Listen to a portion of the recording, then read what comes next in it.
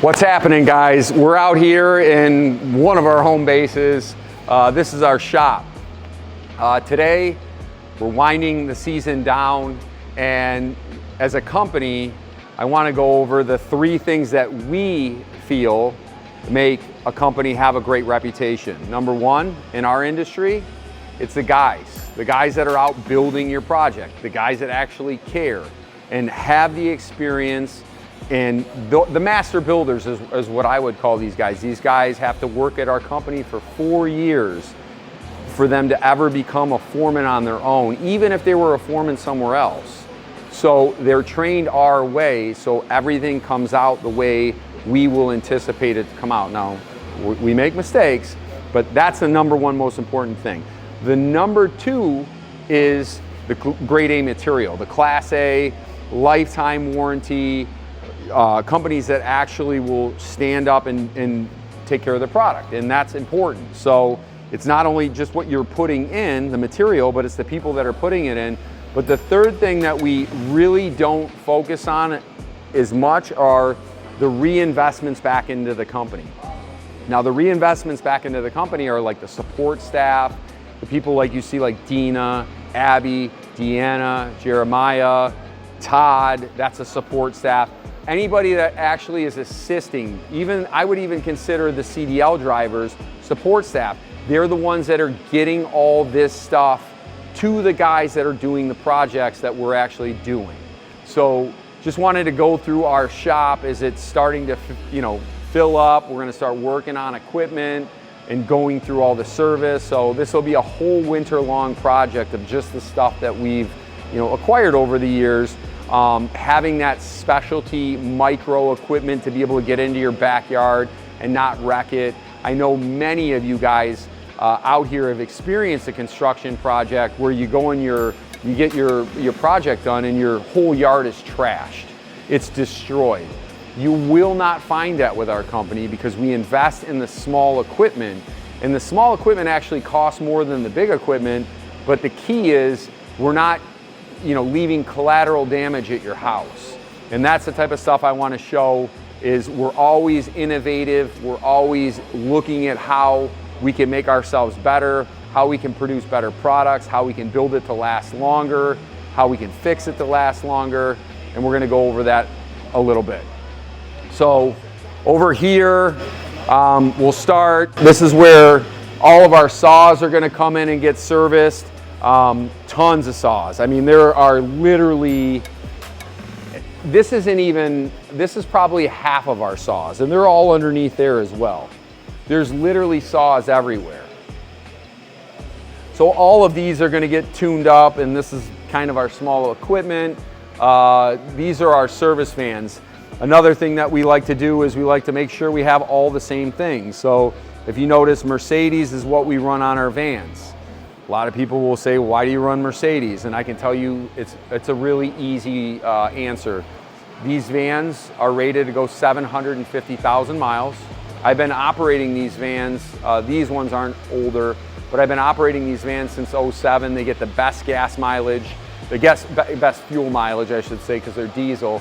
But when you get 20 miles to the gallon in a vehicle, that's why we use these vehicles. We need to be efficient, and we need to make sure that it's going to stand the test of time. This one here is a 2019. I mean, it looks brand new. It probably has 50,000 miles on it. This will go another 10 plus years, no problem. As long as it's under the proper care and we're taking care of it and making sure that it gets frequent oil changes. But generally speaking, these trucks will last about 10 to 15 years for us, and then we sell them and obviously update our equipment. As we go this way, things aren't organized yet because it's all coming back from the field. Within a day, this stuff came back. These 2 pieces of equipment here will be out because we've moved over to case. So I believe these are the last 2 pieces left. Even though New Holland, I know a lot of you guys will be like, well, New Holland and case is the same thing. It is. So that's why I'm not really pushing too hard to get rid of this, because they're owned by the same company. It's like Chevy and GMC. It's the same thing, but it doesn't say case on it, so that's part of the reason. That's a cat. That's our only cat left. When it comes to our smaller pieces like our dingoes. These are the types of a piece of equipment that, again, won't damage your property. This one will, but this is a specialty piece that has a telescopic boom. If we need to push some material up onto a hill, it's like a telehandler essentially that you can stand up and get off of. So it's pretty cool, as opposed to sitting down in a skid steer. This will do the work of a skid steer, and when I'm done with it, I just hop off of it and I'm doing something else, where this one I gotta open the door, I gotta stand up, restart it. This is essentially a skid steer, but it's a stand-on skid steer. Most of the ones you're gonna see are much smaller versions than this, and we utilize this, again, if there's a specialty application that we need it for. This is our service truck, and you're gonna see a bunch of bobcats. And again, more cases over there. Those little bobcats, these little guys right here, this is what we use to do our excavations. Now, these tracks actually suck in. So we can get these in gates, we can get these into places that most equipment can't get into. These skid steers we leave in the street and we load our power buggies. So I don't have guys having to wheelbarrow and do all the digging. We're using little baby excavators, and we utilize these because we want to protect our guys. We're not trying to have everybody have hurt backs. So we want to utilize as much equipment as possible, but also not damage clients' homes. And I can't take a skid steer in your backyard back and forth without damaging your house. So that's why we use, again, bobcats. We have this little E10, which is a really tiny compact unit. This lifts up. And then the E20s. All of these machines, if you notice here, these tracks suck in, so we can squeeze these in gates with plywood and not damage anything. So when we're done with the project, you're done with the project. We can come this way or we can go that way. There's a lot of stuff here, so I know it's a little difficult to film. Again, here's another one of our dingoes. You saw the big one. Here's the small one. So this would be a type of piece of equipment that you would see at your house as well. We dig with this. We do a lot of different things with these, but they're light. They don't damage property. We put plywood. We put mats down. So we do a lot of landscape preservation when we're doing these. And again, these pieces of equipment allow us to do the job, and they make us efficient, but they also make it so that we don't wreck your house, and that's key. So you'll see our small pieces are all Toro. And that way we can keep stock inventory.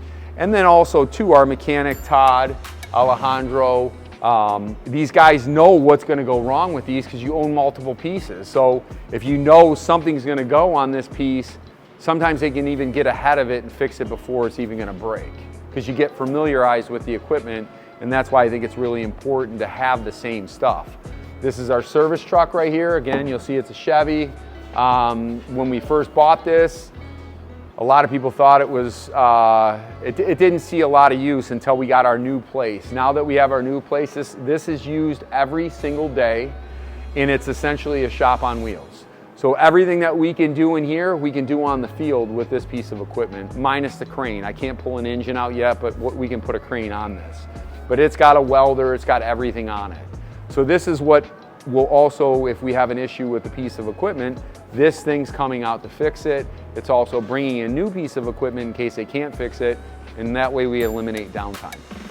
If you follow me this way, again, here's another Mercedes. And again, this will be very organized. We're just bringing stuff in. Tires, extra tires, we don't want to go down. So we get a flat, we want to make sure that we have tires to fix it. Here you're going to see Rudy. Rudy is a new driver this year. He operates that white Volvo, and he's also knows how to detail, so he's detailing the trucks, getting the trucks all ready for next year. Again, really cool to see all this stuff in place. Again, more Toros. We converted a buggy here. This is kind of cool, so we can take a pallet of brick back there. So this used to be an oscillating buggy. Now it's something that we can actually carry material back without bringing a 10,000 or a 16,000 pound machine in your backyard. I can stack with the skid steer, I can put that pallet on there and drive it in the backyard without damaging your property. Again, another skid steer, New Holland case, same thing. Packers, we're kind of all over the place. I can tell you that we're really happy with all of them, but I really like the Weber, that's my favorite one right there. That is the 600, I believe. The CR7, I'm sorry. CR7, if you notice, these are the road packers. These hit extremely hard. Compaction equipment is very important. Again, reinvestments back into the company. And what you're gonna see with these bigger pieces, these are 900-pound compactors. They use these on the roads. Our objective when we build something is we want it to last. So we gotta get to the right compaction so we can limit the movement that happens and we can prolong the project. So again, having this equipment, the right equipment, is crucial. You'll see a lot of these starting to roll around too, which are roller packers.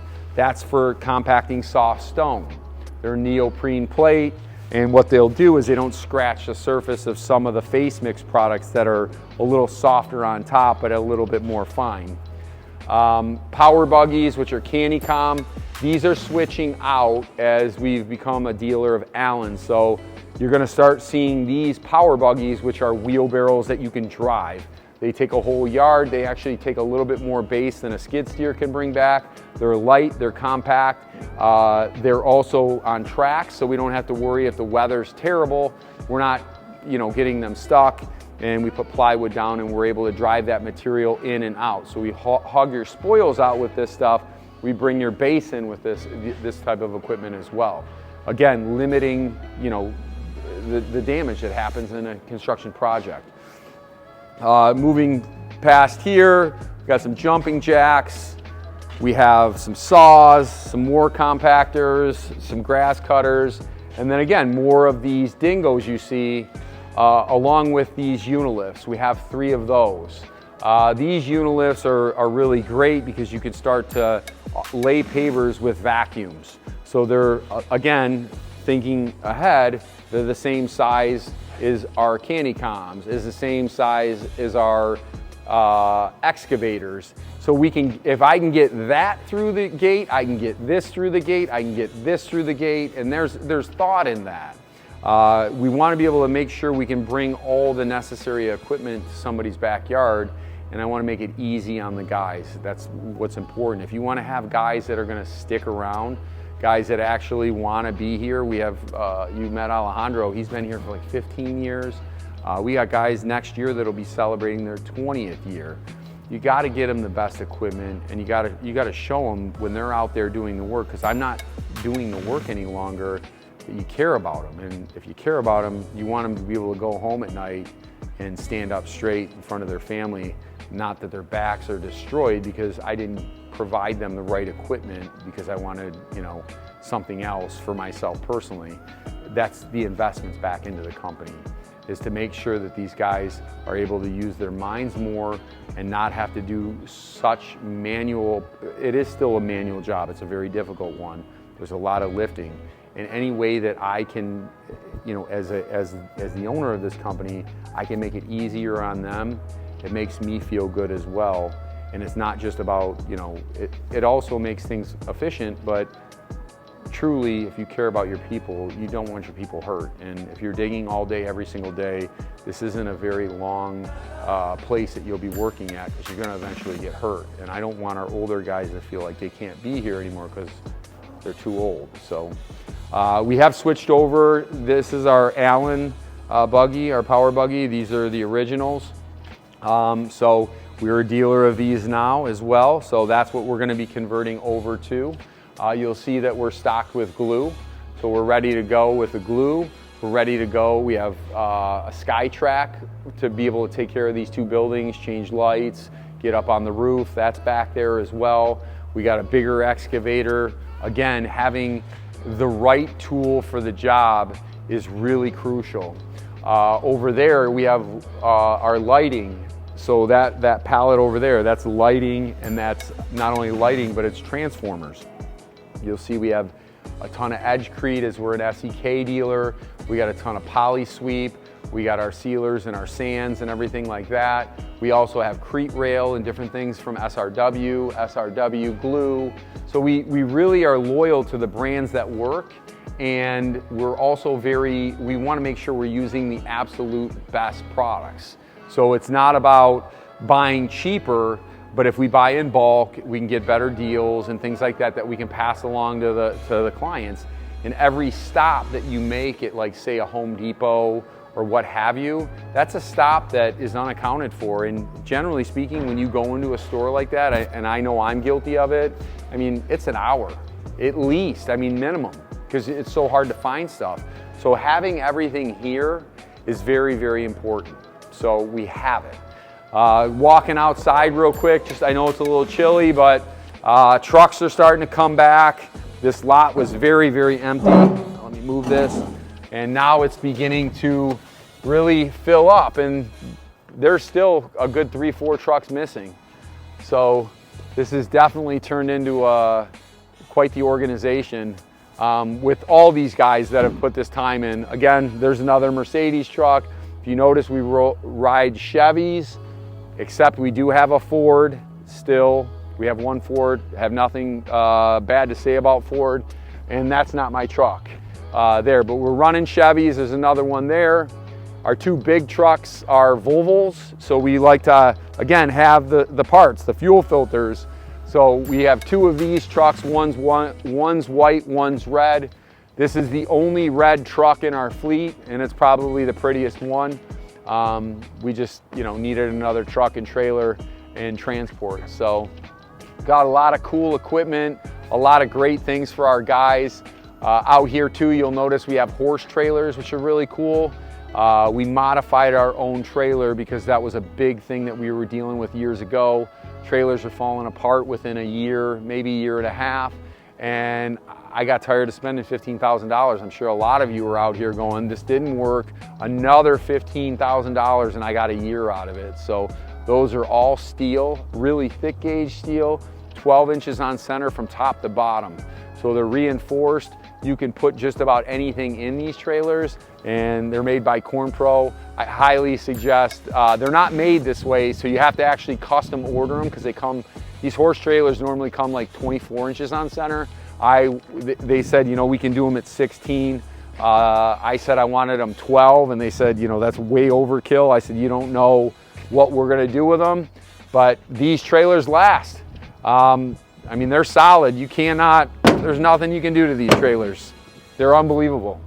They're solid steel. We had a school bus hit one of these. Actually, yeah, school bus hit this one right here. And that's all it did to us. It ripped the school bus apart, but that's all it did to us, which is pretty impressive. It peeled the school bus, and it wasn't our fault. The school bus tried to scooch through, and they ended up hitting us, but that's all that happened to our trailer, and it destroyed the school bus, which obviously I don't want the school bus to be wrecked, but it's probably nice for the school not to have to pay for a trailer either that they hit. So guys, thank you for watching this video. Tune in, because we're going to keep you updated all winter long on what we're doing, from pools to all the things that we're getting into, the trainings and all those things. And I just can't wait to see you. I hope you had a great Thanksgiving and have a great Christmas. I'm sure I'll be talking to you guys really soon.